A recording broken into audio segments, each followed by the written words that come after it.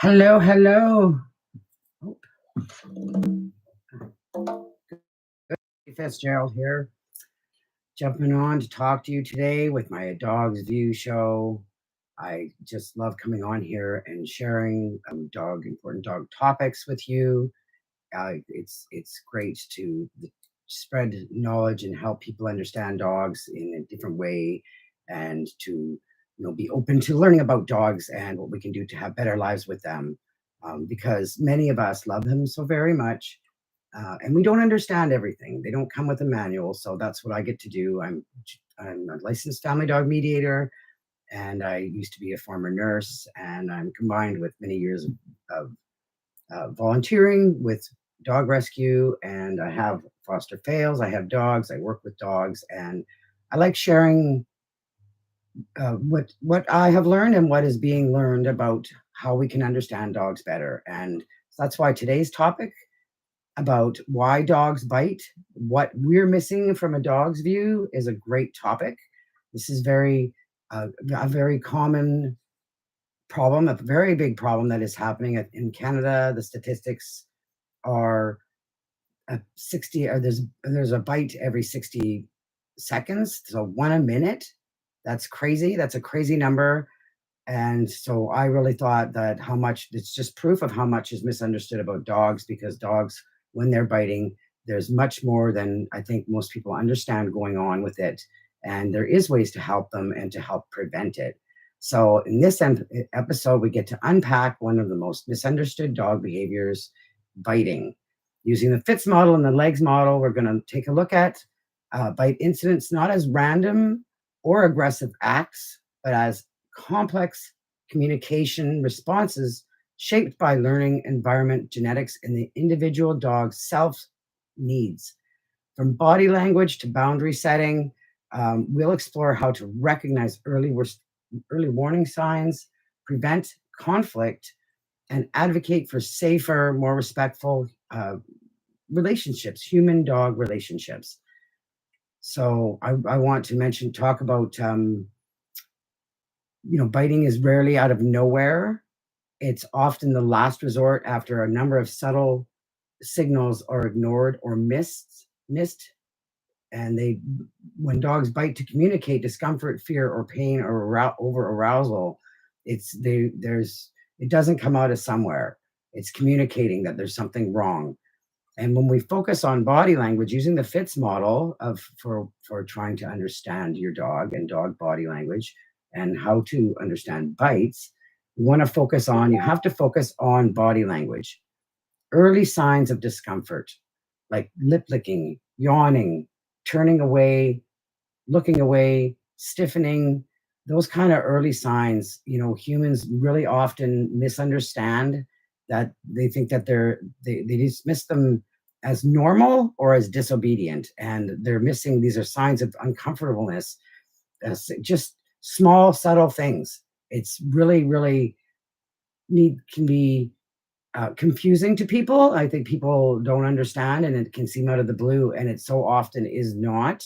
Um, subtle, sudden, subtle stress, subtle, subtle stress signals, like a dog turning their head away, licking their lips, or yawning, or walking away, are often brushed off as a dog being stubborn, or not listening. We often mistake dogs a quiet attempt to de-escalate, to try, and their quiet attempt to just like kind of ignore or pretend, acting like something's not happening. We tend to think that it's rudeness or misbehaving. Like if they turn away, often people say the dog is ignoring me. If the dog is laying down, they will say the dog's lazy. If a dog is barking or growling, people will often say the dog is aggressive. But in reality, a dog is communicating discomfort, stress, feeling unsafe, or confused about what is going on. And it's such small signals that taking the time to watch your dog and to learn what these little signals are just massive. And even when a dog is hesitating on a walk, ducking away from petting, like if a dog is ducking away from petting, or he doesn't want to go on a walk, people will say they're stubborn. when it actually could be fear, pain, or just uncertainty, like not feeling safe. Not everybody wants to be grabbed. I sure don't like the idea of somebody coming up and just grabbing me. Not everybody wants to shake hands even, right? Not nowadays. Not so you have to understand that every dog's they're trying to communicate a discomfort or being unsafe, feeling unsafe, not wanting to do something, unsure about it, not liking it. They're saying it very clearly, but we're just not catching it. A lot of people are not catching it because it is very small, subtle. Humans are conditioned. Humans are conditioned to expect compliance. So they expect the dog when the dog is saying no, they brush it off. It's often so when a dog says no in their own way, it's often ignored or punished instead of being respected. So if they don't understand that the dog is just when the dog is saying no. Would you know when your dog says no? I just think that that's a great thing to learn when your dog has a clear way of saying no, and it's not always clear cut when you come to even know them extremely. I'm not. Sometimes I'm like, do you like this or don't you like this? And they're always, because my dogs are game to do things with me, and I always ask myself, do they really want to? And so just learning their no is really an important thing, and we don't want to punish it. We want to respect it. um, dismissing early signs like stiffness, freezing, or avoidance, pretending like if the dog stiffens up or freezes or avoids something as not in a mood. um, we might be missing the dog's first attempts to say, I'm not okay with this. These early signs of like stiffness or freezing or just avoiding something, they're clearly saying, I'm not okay. And we may not be misunderstood. That may get misunderstood as the dog being just in a mood or whatever. It gets very mislabeled. And clearly, to me, dogs are speaking. They're speaking and trying to talk to you. And that's why this is the fantastic way to um, be able to learn how to understand them and have a better relationship together with many dogs, any dogs. This stuff can change your whole world with your dogs. So, um, and the next in the FITZ model is their individual needs matter, which is where I love to put in the legs model, because every dog is just so unique and individual. And that's why looking at their genetics is just amazing at helping recognizing the environment, recognizing them as individuals, and recognizing their self of the dog are all work together. Some dogs are much more individual needs matter. Each needs matter. Some dogs are more sensitive to touch, noise, or social pressure, like border collies, right? They can be really more sensitive to touch, noise, and social pressure. Um, Herding dogs can be more aware of things and in what's going on everywhere. Same as guardian dogs, right? They'd be noticing sounds. They're noticing sounds and things that you don't even know, things that you think of nothing of. They'll be noticing, and depending on their age, in their genetics, and their self, their age, and their development, they will notice things. They will something that they're not afraid of today. Tomorrow, they're suddenly afraid of it as they're a teenager and developing, and these genetic things kick in. It's super interesting, and it can be very challenging for people trying to live with dogs that are doing these things. So the legs framework shows us in that how learning, environment, genetics, and self all shape a dog's behavior, the reactivity, and reactivity. They can really help us understand why if there's a dog in a border collie in a quick chaotic house where there's a lot of people moving around, there's a lot of maybe in and out and kids, and um, maybe loud with music, and who knows, there's just all sorts of things that can be going on in the house. And then if you have a dog that, like a herding dog or a border collie that wants to keep everything kind of together and organized, it can be very hard for a dog in a home like that. And compared to one that's out on the farm, that's getting the exercise and is actually, maybe being a bit of a farm helper, farm working with the animals a bit, or certainly just being more of a partner on a farm and moving around outside, or even sports. Border collies love sports. That one can be a much happier dog compared to one in a chaotic home. So environment is huge, and their individual needs matter for the genetics in there. Trust through communication. When a dog feels safe in the FITZ model, and the trust through communication, When a dog feels safe, they don't need to bite, right? They don't need to bite. And trust builds when humans respond to those early communications. So trust with the communication. If you start catching those early signs, that dog is going to be, if you start catching those early signs, that dog is going to know it and see it and feel respected and feel safer and start trusting you more. So trusting through communication is amazing. And in the FITZ model, the next step is zone of comfort. And every dog has a zone of comfort. I think about that as our personal bubble, our personal space. Space is a big challenge for so many dogs today, because we're in houses, they're in smaller spaces, they're on leashes more, they don't have the freedom and choices. So every dog does have uh, that some space and zone of comfort to be respected.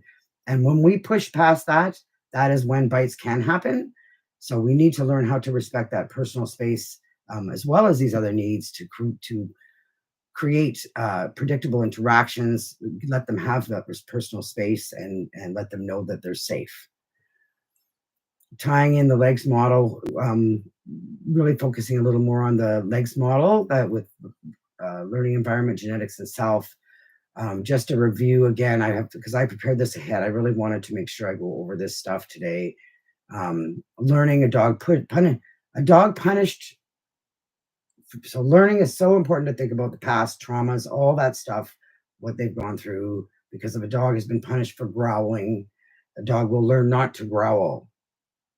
And then the dog will bite without warning because we've stopped that growl. We've ignored that first significant, significant signal of biting. And when we ignore that, if we punish them for that, however you're punishing a growl, then you are become at risk for the dog biting without growling because you're taking away um, that opportunity that they're trying to speak to you and say that they're not comfortable with something. So reinforcing, what does the dog learn from the past? If a dog is getting punished, you could be in big trouble. Like it can be more difficult, and you have more um, bites that appear out of nowhere. The environment.